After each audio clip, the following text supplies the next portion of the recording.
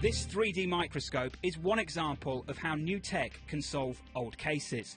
Adopted by Italy's forensic police unit, it's able to analyse objects in higher definition than its 2D counterparts, helping to turn old fingerprints or recovered bullets into solid leads.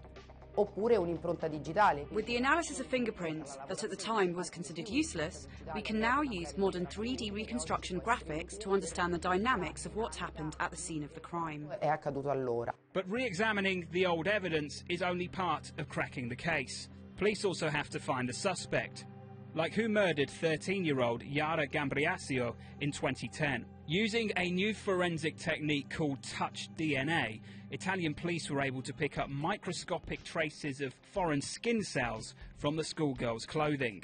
They then analysed it against 22,000 people, resulting in one match.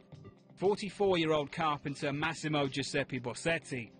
These techniques are helping to shed light on cases hindered by the passage of time. But experts are concerned that touch DNA cannot always provide accurate results in some crime scenes. If someone touches an object, I can find a trace of the DNA transferred from that person's hand. But it also could have come from that person touching another individual. So it's essential to evaluate how these traces got there in the first place.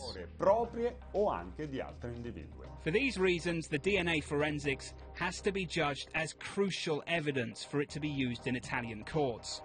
But even with these limitations, there's been some breakthroughs. Despite Bossetti denying all charges, the DNA evidence recovered will be used against him in Yara Gambriasio's murder trial. Last year, 28 old cases were solved because of these new forensic techniques. And with over 100 investigations reopened, these technologies are proving that Italian justice does not easily forget the past.